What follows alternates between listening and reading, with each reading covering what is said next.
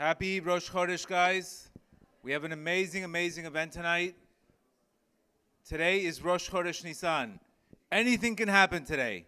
A Persian can marry a Moroccan tonight. Everything's possible tonight. Miracles. This is the day. This today represents. First, I want to thank my wife for allowing me to do these classes. I want to Leunishma Yerachmil Diana Begdalia. And today's also the birthday of Rabbi Nachman of Breslev. So everything's lined up tonight. Everything's lined up tonight. So let's try to sober up a little bit.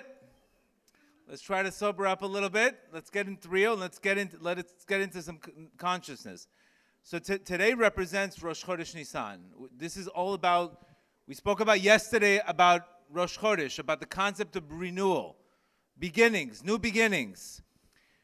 What this allows us to do is allows us to have a brand new attitude. We come to these events. Sometimes a person can, go to these events. He's single 3, 4 years, 5 years, and he can get a little knocked down. His spirit could be knocked down. But we always have the ability to renew ourselves. So it's extremely important that you should walk in here like it's the first time you walked in here. Walk every single time you go on a date, it's the first time. That's what Nisan does. So this month, what happens is this month, the limitations are gone. So you have a little bit more clarity. If you know the one thing I want to get you guys into is clarity. Because if you're confused, you're not getting married. Nobody's getting married when they're confused. They're getting married when they're clear. So this month, we actually have energy from above, even if we don't do anything, to get a little bit more clarity. So when you're in a peak state, that's the day you want to take some action in life. So remember, Nisan, take advantage of these days. It's 30 days of Nisan. Take advantage of liberation. This exactly is the time that the Jews left Egypt. Egypt represents our limitations. When we're leaving Egypt, we have to visualize ourselves breaking these walls of limitations that we have.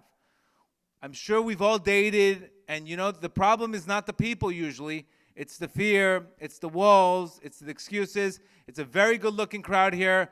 LA is a wonderful place. I love LA, but obviously there's no transactions happening. So we really need some transactions. We have a busy mall, but no shopping bags. You understand? That's how you go out of business. You get me? So we want to have transactions. So this is I'm really into the transactions. Okay, how do we bring it home? How do we bring it home? What do we need to do to get that extra clarity? And at the end of the day, Reb Nachman said it very clearly. He says the biggest segula, the biggest remedy for marriage is to listen to Dat. Listen to a class on this. So this itself, even if you're half drunk, you're still getting a segula automatically, just by being in the room. So already that's a positive sign. So remember, Dat is the maker of all matches. We're going to talk about a bunch of topics today. But today is the day, like I said before yesterday, is the day we go from one day to day one. We'll talk about the 40-day challenge. We'll talk about prayer. We'll talk about a little bit about everything. But you have to make one day, day one. This is the day where you say day one. Your life is going to change on decisions. One little decision will change your whole life. And that decision will give you momentum. And through momentum, very simple, when people have momentum, they feel good about themselves. And then when they feel good about themselves, they take further action. Remember, we don't take action if we don't feel good about ourselves. So today, even if you make a small step, a small commitment, I'm going to start 5 minutes of gratitude. I'm going to start 5 minutes of Shabbat. I'm going to do a candle, something. You have to create one day to day one. If day one never happens, nothing will happen. So just think about practically what you could do. And again, we don't want to force people into things. I hate selling things to people. All I'm trying to explain to you is when you're more spiritual, you're going to have more clarity, and you're going to be satisfied with less, which will lead you to a happier marriage and a happier life. But when we're not spiritual, our net worth is our self-worth. Period. So if our net worth is our self-worth, then what else can you do? Let's say you didn't make enough money or you got stuck in the wrong, that's your life. So spirituality allows you to think greater than the current circumstances. This is exactly what we're going to talk about tonight. We're going to talk about today the concept of what the role is for the man and what the role is for the woman. And when sexual behavior is done properly, it becomes one of the greatest ways to eliminate your wife. But when it's done improperly, it becomes the biggest source of destruction. You understand? Like anything else in life, when it's done properly, it's great. It elevates. Kids come out. Happy wife, happy life. But when the intention in life is just to get, not to give, then everything else just becomes a disaster. And what happens is, in life, when we pick up residual damage, that causes klipot, which in Hebrew means confusion. So when you're confused, you're not going to make decisions. You're going to always think you can get better. You're always going to think, you're just going to be in your head all day long. And that's really, really what we want to get you guys a little bit of clarity. Today also begins the month where God's name is Yud-Kei Vav-Kei. Everything flows. It's a month of flowing. Next month is a whole different story. So when you have a chance, just like today, you see today, a little sun. The guy got a little sun, everybody's walking the dog, and then the sun's gone. We have to take advantage, even today. LA, I would never think that I would be in London weather. But even a little sun, people were happy. A little sun, 20 minutes of a little sun. Before, you're used to the sun all day. So you don't take it for granted. You take it for granted. But right now, if the sun would shine right now for 3 hours, everybody in LA would be praising God. Because what happens is you became accustomed to good weather. So when it's taken away from you, you start appreciating what you have. You start appreciating what we have. We don't move to LA for governors. We move for the weather, obviously. Obviously, or for the taxes, or for everything else. You're moving for the weather. So I want to start the class by giving you a little story about Nadav and Avihu, who actually passed away on Rosh Chodesh Nisan. And what was their issue? They were the single guys of the generation. Okay? What is the purpose of life? What is the purpose of life according to Reb Nachman? The purpose of life is to turn, not to sit there and avoid sorrow in life, but to take sorrow and bring it to happiness. Do you understand? It's not enough today to say, you know what, I want to be happy, I'm just going to push away all my problems, and I'm going to find a way to be happy, I'm going to avoid all my problems, and I'm going to be happy. That's not what the law is. That's not what we're supposed to do. The biggest happiness, Reb Nachman tells us, is when we turn the sorrow into happiness. The problem into the solution. Every problem has a solution. It's in the solution itself. The problem and the solution, it's all one. So he's saying here, Reb Nachman, something unbelievable. He says, incense in marriage, the whole concept of incense in marriage is turning sorrow into joy. What in the world is the man's purpose, and what is the world is the female's purpose in this thing? So Reb Nachman tells us that once we have happiness, automatically, just like you can't think of two negative thoughts at the same time, a person can only have one thought at the same time. He can either, if you're thinking positively, you cannot think negatively. It's impossible to think of two things at the same time. Even if you have ADHD, whatever you got, it's not possible to focus on two things at the same time. So Reb Nachman says when a person's happy, automatically gloom and depression go away. So whatever I focus on in my life expands. For example, I gave you guys yesterday, the more you thank God, the less you need to think about it. Thanking pushes away thinking. But thinking too much doesn't allow you to think. So you can either thank or you can think. But you can't do both. So Reb Nachman is telling you here that the greatest joy is when you take sorrow and bring it into simcha. So what is the role of the man? The woman itself is connected to the feminine side of the Malchus, which represents the left side. The left side is known to be Gevura. Gevura in Kabbalah means justice, din. Anytime we're talking about the concept of din, there's a concept of more judgment and sadness. Women in generally, again, I don't want to create, I'm just reading the book. Don't send me emails because I won't even read them. I don't want these emails, leftist emails. Again, I'm just reading the book. Just read between the lines. So women in general, they need to be lifted up. They're the concept of the moon. And men are the concept of the sun. Okay? Let's keep it super simple. Women are connected more to sadness, so they need more validation. They need more honor. This drives the shopping markets. You know, when a person buys a new dress, they get a compliment. It gives them honor. It's normal. It's perfectly normal. But the man's job in life is to give them that honor, to lift the Shekhinah off the ground, to lift his wife off the ground. Okay? And one way you can do that is by having sexual relations. Happy wife, happy life. Why? Because a man is commanded to make his wife happy in that department. Okay? So if he makes his wife happy in that department and there's Kedusha, then she's happy, period. But if the relations are used the improper way, nobody's happy. The wife is not happy, he's not happy, and it's a disaster. Do you understand why we're talking about so much about this issue?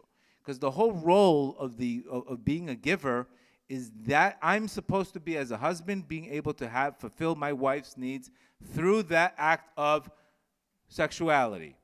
If it's done proper, it serves its purpose, the wife is happy, and that is the goal. So you see today, where people go into relationships, what are they going to get out of it instead of bonding?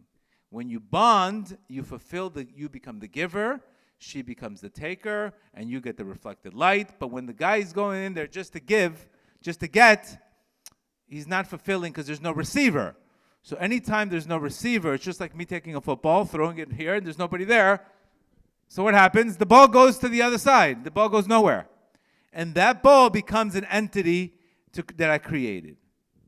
So a lot of problems in relationships come to this issue that there's the intention is only to get, not to give. Okay? And this is where this month, Nadav and Avihu were Aaron's sons. They passed away today. Because, you know what they said? If we get married, I'm going to have to deal with my wife. I'm going to have to give her compliments. I'm going to have to, when she's upset, I'm going to validate her. I'm going to go through this. I'm going to have to help her with the kids. I'm going to have to do this. And all of this stuff is a burden to me. So you know what? I don't want to get married. I just want to be single. I want to do what I want. And guess what? The Torah says because of that, you don't want to go down to the level. You don't want to help her. You're going to die. You're going to die. Do you understand? Because you're not fulfilling your role. Your role as a man is to go lift the wife up. That is your role. So this is why we can't criticize, we can't comment. Our relationship is with God. And this is why you see the book, The Garden of Peace. It's only for men, by the way. It's only for men, not for women. Don't use it as Exhibit A. Rabbi Rush said, Exhibit A, you have to do this. This is not meant to be used at a trial.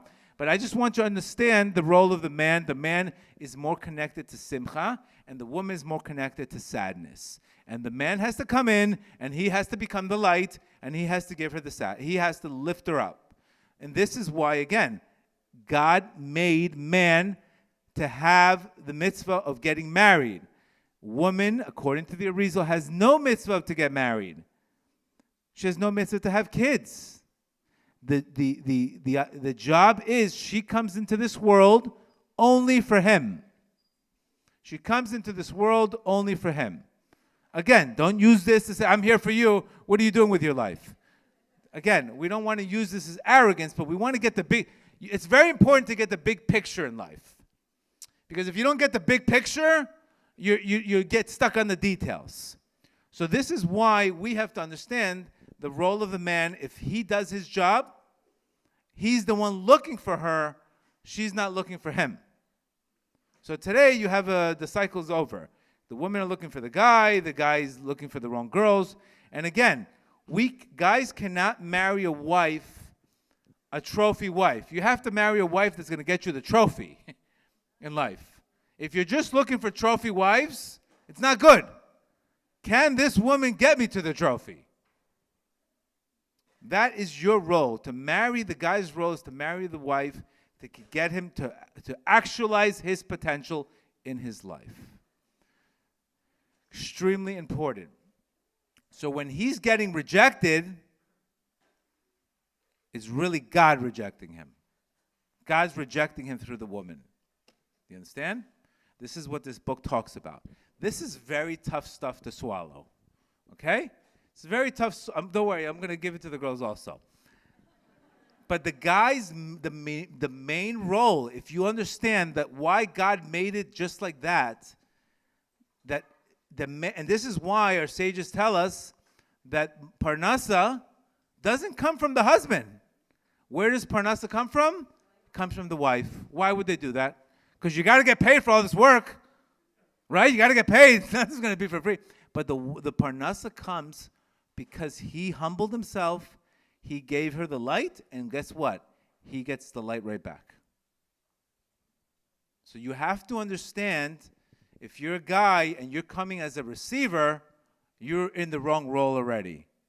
You're in the wrong role. Already, everything's going to be a disaster. Because you're coming in as a moon. You're not coming as a sun. And the moon reflects what it gets. So this is why it's important for the men to become spiritual and to become connected to the Torah so they can have something to give. Because if they have nothing to give, they're just getting a reflection of exactly what he has through his wife. So it's extremely important to understand that. And once you do your job, then financially you're more successful. The mazal picks up. Because remember, it comes from her wife. So the mazal picks up. So this is where we have a cross-gender issue today. Maybe this is why women want to become men. Who knows? Who knows what's going on today? But at the end of the day, you need to understand your role. If we don't understand who's the quarterback and who's the receiver, we can't even go to round 2. Now, let me ask you a question.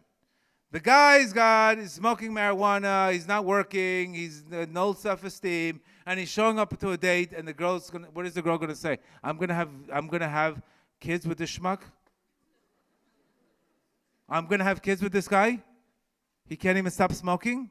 He can't put the porn away? I'm gonna have kids with this guy? So of course she's gonna reject you. Do you understand? Of course she has to reject you, because she senses, remember, men are chachma, women are feelings. They have intuition. So you have to understand these concepts. Don't hate the players, and don't blame the game either.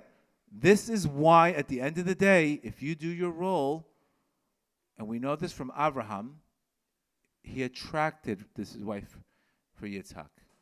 It came to him. If she follows me or not. That's why the Gemara tells you she's going to either help you or go against you. What do you mean, go against you? Either she's going to help you or go against you. Okay? So that's extremely important, that blaming is the number one way to stay in a problem. I'm telling you the rules just so you understand the big picture. So when you're having relations and you're hooking up, you are not being a giver, you are just getting. So anytime you're getting, there's no beneficial thing out of it. Because you just become a taker. You don't become a giver. And that itself causes all kinds of problems. And if that is your intention at all times, then that becomes, there's no mazal, there's no bracha, nothing lasts. And if you look at marriage, it's very simple. They'll tell you the same thing. He's a taker. He doesn't want to change. He doesn't want to do this. And this is where, according to the Arizal, that is our mission. That is our mission, to become the son, to become the giver, to grow, and etc. And this is why it's very scary, because if you have people, unfortunately, getting confused in life, then they don't commit. This is one aspect. There's also another aspect that we shouldn't get confused sometimes of the journey of going to finding a soulmate. Sometimes it's a very confusing thing. Rebbe Nachman said this 250 years ago. He said that each person, each man has many zivugim. Many. We think, I lost the zivug on the trip to Morocco. I'll never find her again. You're watching too much Arabian Nights or Aladdin. Okay. There's hope. You have many zivugim. And guess what? It doesn't mean because you did what you did, you lost it. Everything can be found. It's not, there's never a reason to despair. Whatever happened, you fix it, you rectify the problem. Exactly. Not only when you fix it, you rectify the problem, but whatever you did in the past becomes a mitzvah. Goes for the positive. So the only thing that's stopping you from changing is your attitude. Because if I say today, if I come back with joy and I said, you know what, I didn't know this was causing me this, I didn't know I was this way, and tomorrow I say, you know what, I'm ready for a comeback, my Creator will open the door for me, and the past will become, not only, it won't go against me, but it'll go for me. So even that's not an excuse. So extremely important to understand that. If you made a mistake, all you got to do is fix the same thing you did. It's that, don't create more of an illusion than that. Sometimes we say, well, how can I start now? I did this. That's in your head. It's not reality. Reality is the door is open. The door is open. And not only is it open, but wherever you want to go, they will lead you to. This is why we need the message of Hasidut, of Chabad, of Breslev, because there's a lot of warmth. There's no, oh, you're going to go to hell if you do this. You're going to do this. You're going to do that. No, everything is warmth. Everything is warmth. So you come back with joy. We don't come back with fear. We come back with joy, and that joy doubles it up. It doubles up. The sins become merits, which is an amazing thing. So Reb Nachman says that there are many, many zivugim. There are all kinds of levels of variation of zivugim. It says sometimes a person has to go through many dates. He has to go through many, even you should meet her, she should meet him. Even that itself could have been a zivug. Sometimes it could be that a person even he went through a divorce. Or sometimes it was an engagement that broke off. All of these things is because sometimes a person has to go through his life and pass through his 7 zivugim. And the 8th will work out. So sometimes you say, how many days am I going to go on? How many times am I going to go on? Don't count. You could have been in a previous life, you had to go through 7 people and meet the 8th person. So sometimes we think, well, if I'm not married by 33, why would I be married by 34? Again, that is all in your head. That is all in your head. That's not what he's saying here. He's saying here, there's times where that you have to go through these dates and this process, because those are part of zivugim, but he says here, you have many zivugim. It's not like you lost the person. And guess what? Even if you don't marry your soulmate, if the Arizal says that if you meet somebody and you guys work together well, that person will get the spark of the original soulmate. So we have to stop watching these movies, these romance models. I lost the soulmate when I was 24. You have to get rid of that nonsense in the head. Because all of this is the Yetzer Hara's trick to get you into despair. It's nonsense. You understand? It breaks, start dating again. Staying in the past doesn't do anything for anybody. Doesn't do anything for your Creator. It's extremely important that it's sometimes in heaven destined that you should meet many zivugim, even if it's just a match. And it doesn't work out, there's a reason behind it. Even if you did nothing wrong and it broke off, there's a reason for that also. It's because you possibly had to go through many people in order to find the one. You understand? So don't think because you haven't had success in this area, that doesn't mean that you'll never have success in this area. That is completely in your head. And it's extremely important to understand that. I gave a class in Miami, a singles class. We had a beautiful Shabbaton in Miami. John Goodman is a marriage therapist, and he was able to predict 91% chance of divorce. He says he could almost predict within a couple to see, there's a few attributes, that within 91% accuracy, he was able to predict whether or not that couple would get divorced or not. And he said a lot of this came down to this concept called the 80-20 ratio. Okay? The bottom line is, can you find 80% good in you and 20% bad? Is your self-esteem greater? Do you have more 80% more 80%? Can you find 4 positive things out of 5 in your life? Or you see 1 positive thing and 4 bad things? This is extremely important message to understand. Because what's going to happen in life is we treat others and we view others based on how we view ourselves. Do you understand? Just like a parent cannot give love to a child if they have no love to give.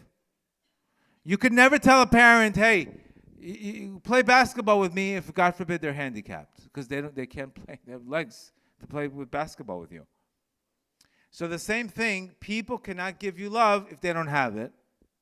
So if they can't give you love, then what do you think it's going to look like? Criticism all day long. So it's extremely important to understand what he said is very true, which is exactly Reb Nachman's lesson 282. Can I start looking into my life and finding 80% good in my life? Because like I said yesterday, when you find good in you, that means you found godly in you. Do you understand?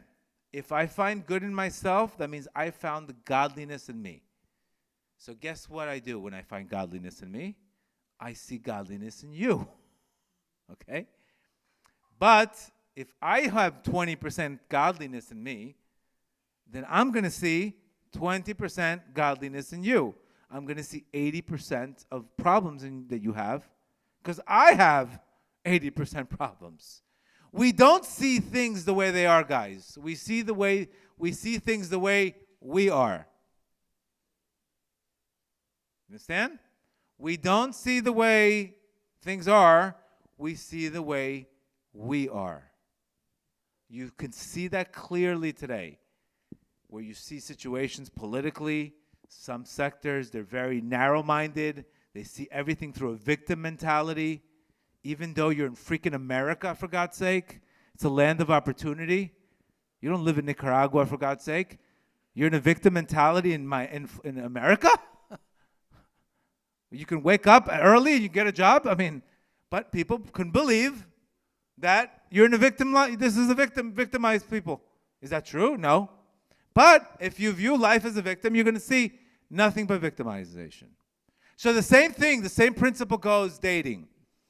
If the whole purpose of marriage is appreciating versus resentment, if you cannot fix this when you're single, what do you think it's going to look like when you're married? It's going to be hell. Because all you're going to see is what? What's wrong with them? And there's a very simple process in life. And this is the problem with women. Okay? Because we said women are connected more to the sadness. So usually, instead of owning the issue, who's the cause of my problems? It's got to be my husband. It's got to be my husband. It's got to be the guy I'm dating. So they have more of a Yetzer Hara to blame other people because their problem is speech. Guy's problem is eyes. Woman's problem is speech. That's the tikkun. Tell a guy in LA to stop looking at women. It's a miracle. He'll be the Baba Sali tomorrow. Tell a woman to stop talking Lashon Hara. Miracle. Tell a woman, you know what? Say 9 nice things about all your Persian friends. What? A miracle. It will be a miracle. Imagine a Persian mother saying 99 things about her Persian friends. A miracle. It would be a miracle. It would be. How could that possibly be? Because the Yetzer Hara is, I need to put you down so I feel good about myself. And that's the problem. This is why we have such problems in life today. Because people have to put each other down so they can feel good about themselves. Instead of building a bigger building, no, I want your building to be knocked down so at least I feel good about myself. But we have these issues. There was a study of why usually men leave relationships. And why do they stop working? Why do they stop putting the effort in? Okay? Gary Newman said it best. And if you go to a game, right, for example, you've gone to Laker games, I'm sure, and you see there's no chance to win. They're down by 20 points in the fourth quarter. Everybody's walking out of the game, right? It's a common thing, right? What happens? If a man believes that he has no chance to win, he's going to stop trying. You understand? He will stop trying. He will not work. He will not work anymore. Because if he knows no matter what he does, he can't make you happy, then you know what he's going to do? He's going to stop trying. Because if he does good, you're going to get criticized it. And if he doesn't do good, you're going to get criticized it. So why even try? Why even try? So if you cannot start appreciating today, and it's so easy to get guys to do things for you. It's so easy. Guys are so simple. All you have to do is compliment them and tell them, I'm so grateful for what you did for me. And what do you think a guy wants to do his whole life? He wants to score. Not that way. Not that way. He wants to get the compliment again. So you know what he's going to do? He's going to go out of his way to do a nicer thing for you because you complimented on the first thing. Do you understand? It's so easy. You can get the guy to do the exact same thing. All you have to do is change your language. And he will do it for you. But when you come down and you criticize and you're the IRS and you're auditing him, this is not good, this is not good, this is not good, this is not good. Oh, forget it. I don't want to be audited. I'd rather not do it. So women have an issue with appreciation. So if they come in there, they don't feel good about themselves, and they're going to go and throw the guy. It's the guy's fault for every single problem. Then what do you think the guy's going to do? Check out. I can't win anyway. Why would I try? So this is where your struggle is simcha. Your struggle is appreciation. And if you don't have that appreciation, the guy stops trying. And the guy checks out. And he checks out somewhere else. Who knows who he checks out to? Whoever gives him attention. Whoever gives him a kind word. And then you have a bad marriage. And then you have a bad situation. And that's your struggle. And you need to understand that. So if you don't practice appreciation right now, what do you think you're going to get? Nobody wants to marry the IRS. Do you understand? Nobody wants to marry the IRS. Nobody wants to get audited every minute. Nobody wants to. Who would want that? But this is the way, if you don't feel good about yourself, this is how you take your anger on. Again, that's your challenge. Man's challenge is a complete different problem. They have their own problems. So this is where we get to the point, well, he's not good enough for me. I can get better. He's not good enough for me. He's not good enough for me. And then what happens? Oh, I guess nobody's good enough for you?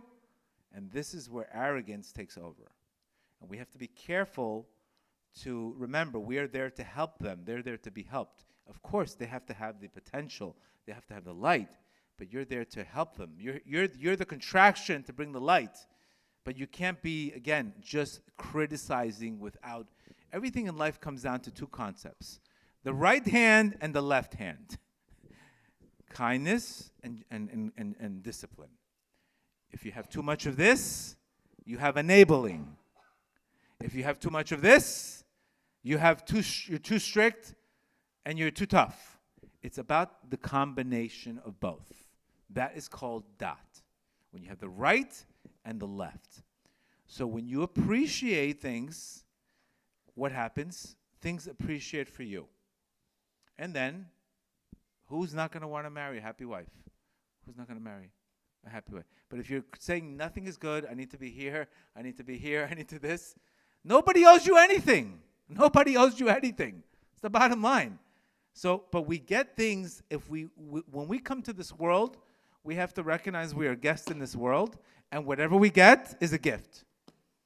But if you come in there saying, I need this, I need this, I need this, I need this, you're putting yourself in a position to lose. And I promise you, all the blessings come to people after marriage, not before marriage. After marriage. After marriage, shalom is the biggest vehicle for peace. If you ask people, the blessings come afterwards, not before. So when people work well, and they work well together, and they work on themselves, their soul goes up and it illuminates and it brings blessings. This is why, again, Parnasa comes from the wife, not the girlfriend. We need to start converting, but we also have to meet people that are happy, because if she doesn't see in anything happiness in nothing, then I'm just going to be in a bad relationship. So you have to ask yourself. And the only reason why you're doing that yourself is because, again, we only treat people bad, or we only are unappreciative if we are not happy with ourselves. And that's something that you can't fix. Other people can't fix this for you. You have to see the good points in yourself to be able to see the good points in others. And this is why it's so important to be able, whether if you've gone through a bad relationship, whether if you've gone through failure, it's important to forgive yourself, let it go, and give yourself mercy. Have self-compassion for yourself. Don't be so hard on yourself. Perfectionists only end up in prison. You think, when's the last time you saw a perfectionist with a smile? Show me one perfectionist that you saw that has a smile on their face. They can't, because not everything's perfect. And this is why you have to get out of this perfectionist, and you have to get into the good enoughist. It's good enough. It's good enough. Perfection, 0. Good enough. Is this good? Good enough. And this is the classic teaching of Reb Nachman of finding the good, because finding the good is finding the godly. Finding the good is finding the godly.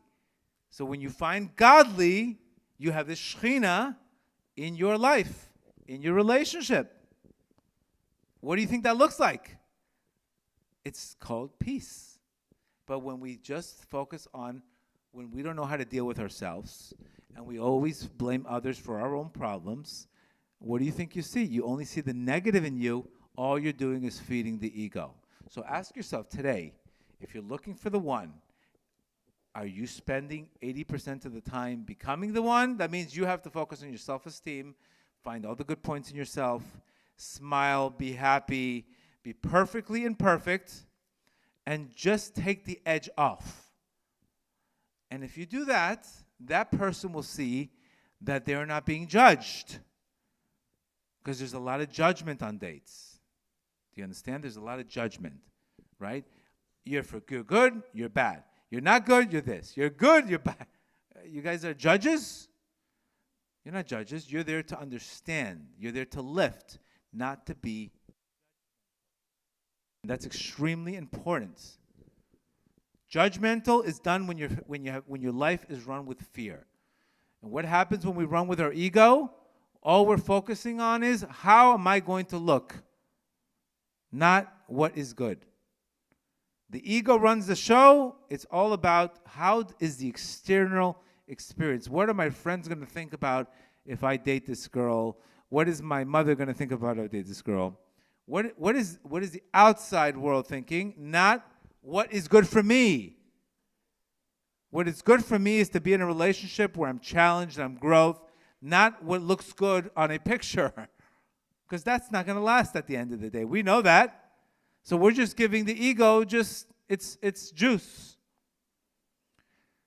So how do you break these walls in life? How do you break these walls? How do you start loving yourself? It's called prayer.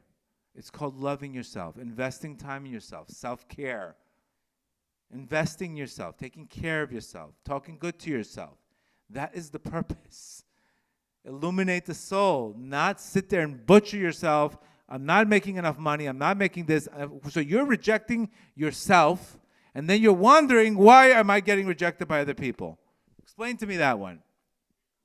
Explain to me that one. If you reject yourself, the whole world will reject you.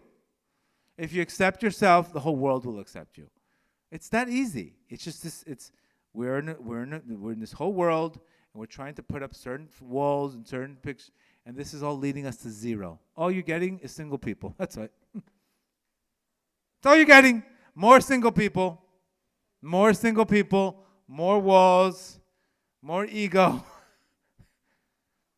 Guys, they don't have this problem in Sfat. They don't have this problem in Sfat, guys. They don't have this problem in Bnei Brak. They don't have this problem.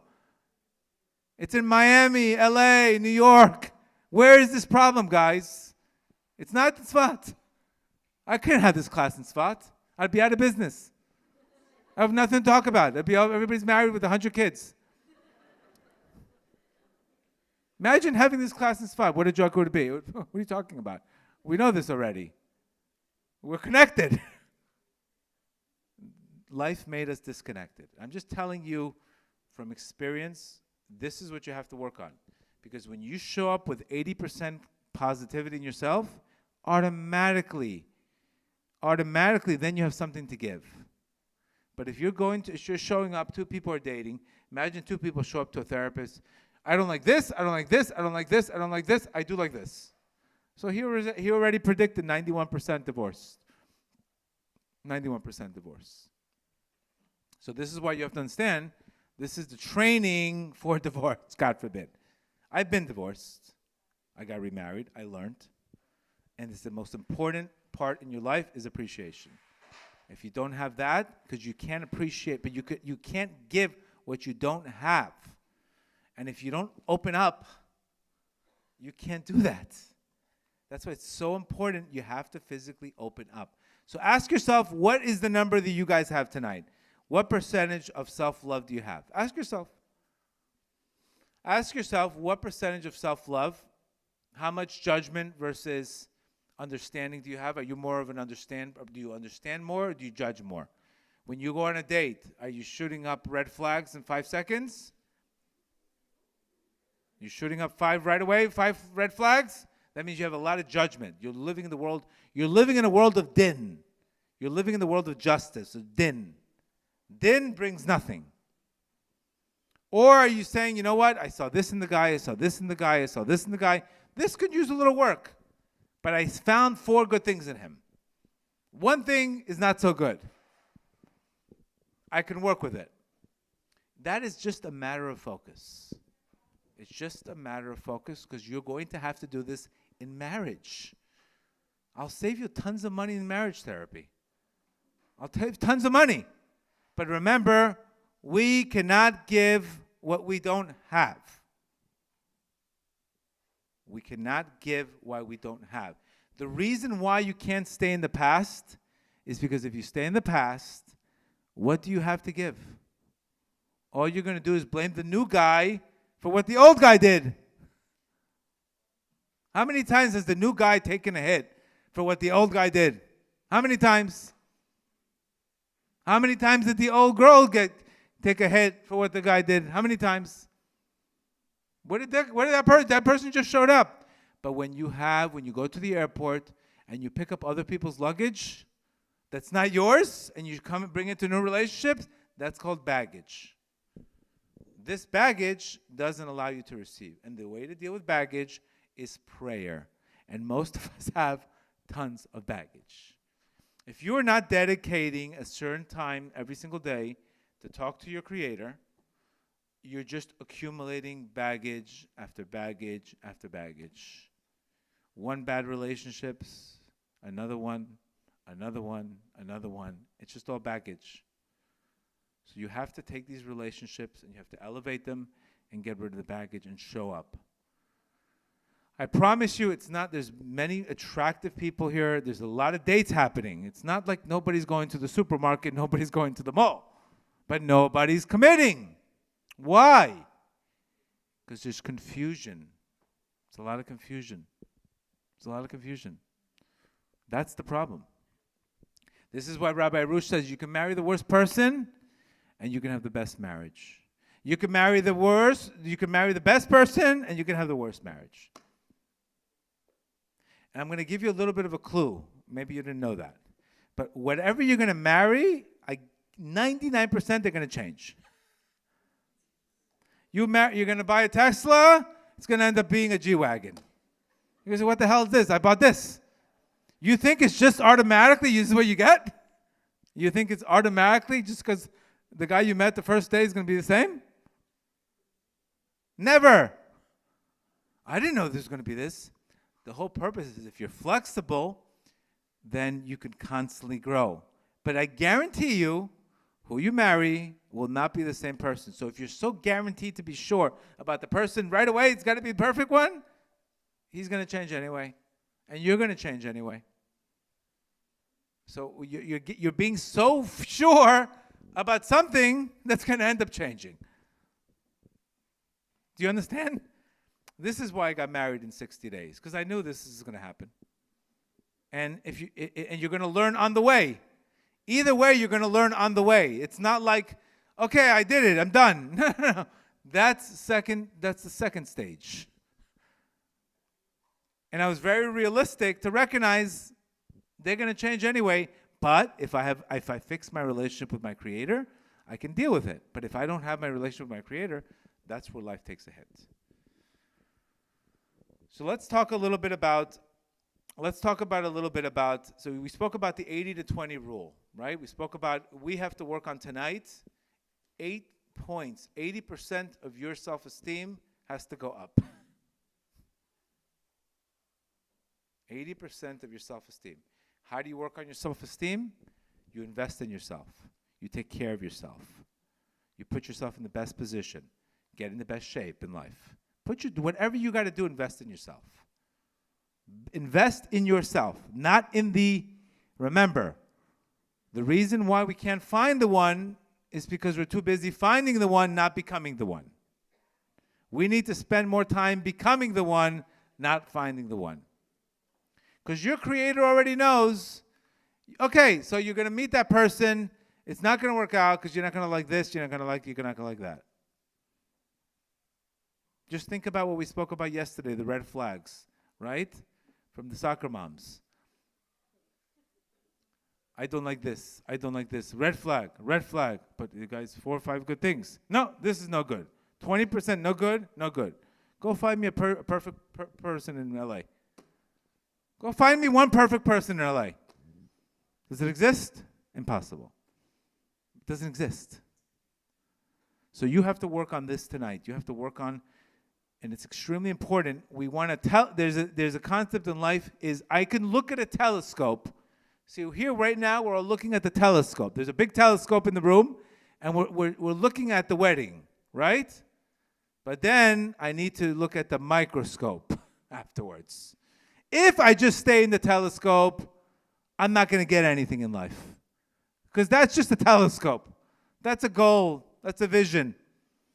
Then I need to make a decision. I need to look at the microscope to see what's happening, what is happening to get to the telescope. That means if you're going to visualize things, don't visualize La La Land getting married in Santa Monica.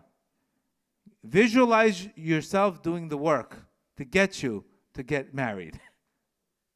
Don't visualize the goal, visualize the work. Visualize the guys doing every day, fixing this, tikkun klali, being self-compassionate, being more kind, being more grateful. Visualize the day work. Don't visualize the microscope, the telescope. You're in a telescope all day long, but you have to look at the microscope. So when we focus too much on the telescope, this telescope is wonderful, but how do we get to that goal? So that's where you have to work on this month in life. Whatever failure you had, either I won or I learned. Failures do not make you, if anytime you have a failure that you lose your self-esteem because of the failure, then you're over-criticizing yourself. You got divorced or you got a master's in communication. You got a lesson in marriage. You're more humbled. Divorced people are more humbled usually. They got humbled up. Life hit them hard. They humbled up. They know what's good. They know what's not good. Doesn't mean they're bad people. They have more experience than you do. So you need to work on taking the failures, elevate them, and saying, this doesn't make me worse. It makes me better because either you win or you learn in life. So you learned. And that's extremely important. Because the reason why we have this 80% of negativity is because we're too hard on ourselves, and the failures, you're taking it personally. And if you took the failures and you elevated them, then you would be vulnerable, you'd be able to compliment and to be grateful and to not be afraid that you're not going to get it back. And this is where it's happening today. We're lacking vulnerability because we're too afraid that we're not going to get back. It's extremely important. Self-love, the Persian community needs a lot of love. A lot of love. Self-love, because if you have it, you give it. But if you don't have it, how could you give it? You can't give it. And then what happens? That person's going to say, well, I'm not going to get married to this. And this is where if the man does his job, he compliments, he gives her the light, and he gets the light right back. This is not easy. That means marriage is the most rewarding and challenging thing you have to deal with in life. We underestimate how much work it has to be done, but you get the most reward, but it is the greatest challenge in the world. It is the greatest challenge in the world. But you at least have to understand what your role is. Another concept I would just want to talk about with guys is what is a klipa, okay? A klipa is when a person, just like for example, if I have a guy sitting here and all of a sudden there's nobody there and I throw the ball there. All of a sudden it's a missed catch. It's a miss. Anytime that a person uses the sexual organ, instead of being a giver, like I just gave you the example, he just does it for selfishness in order to avoid, because remember, if the whole point of having relations is for you to make her happy, it's not for you to get rid of your unhappiness. It's not to be used because the seed has potential for children. But if the seed is used to get rid of your frustrations, then it becomes a klipa. And what a klipa is a husk that attaches on a person, and it does three things. Klipas make you very depressed. It's called a storm wind. It makes you very, very depressed. It makes you very agitated, and it gives you brain fog. Now, let me ask you a question. If you have a guy who has sadness, brain fog, what are the chances that he's going to commit to get married? 0! 0. Do you understand? Why would he doesn't have vision, he doesn't have clarity. So for men, there's tikkun klalis in the room. Saying the tikkun klali and stopping spilling the seed, it's not an easy thing. But we don't need more confusion. Marriage is already confusing enough. You don't need to add to the problem. So when we show up with all of this negativity and all this, there's no possible way, even if we had a soulmate, we would even know if she was a soulmate. Do you understand? It's almost like taking a guy who's super overweight and giving him a menu of 30 things. And you tell him, can you just make a decision? He has an eating addiction. You're going to show him 30 things on the menu? It's going to be forever. But if he knows, this is why good restaurants don't have 50 things on the menu. They have 4 things on the menu. 5 things. This is all you get. If you don't like this, it's not the restaurant for you. Every kosher restaurant puts sushi on the menu. You understand? Mexican, sushi. Pete, sushi. What's up with sushi lately? It's not good to have too much on the menu. That means the food is diluted. They don't specialize in anything. Too many things is a problem. 3 things, 4 things. For example, you go to Herzog. There's no sushi on the menu in Herzog. In Tierra del Sur, it's a farm-to-table restaurant. The same thing. Less is more. So for men, they have to work on this issue because that's causing them the problem. That's causing them not to find the one. Also, what happens when a person has klipas? Number 1, it confuses him. It destroys his self-confidence. It makes him sad. And then all of a sudden, what do you think it looks? Is a person who's confident going to show up and say, "Can I take you out on a date?" No. Why? Because he's gonna fear he's gonna get rejected. So this is like a vicious cycle that has to be fixed. And you could start by reading Tikkun HaKlali. You could start by going to the mikvah. Anything spiritually gets rid of the klipot and puts them back into place. This is what Reb Nachman wrote. And this is how my life changed. My life changed when I started reading Reb Nachman's teachings. And once I had clarity, the rest is over. But if we don't have that clarity, it's very hard to make decisions. You understand? It's very hard because even if you have a perfect soulmate, that person will be blind to see who's the one. Without clarity, we have nothing. So this is where I work on clarity. So this is today's class. We'll start taking some questions. Okay.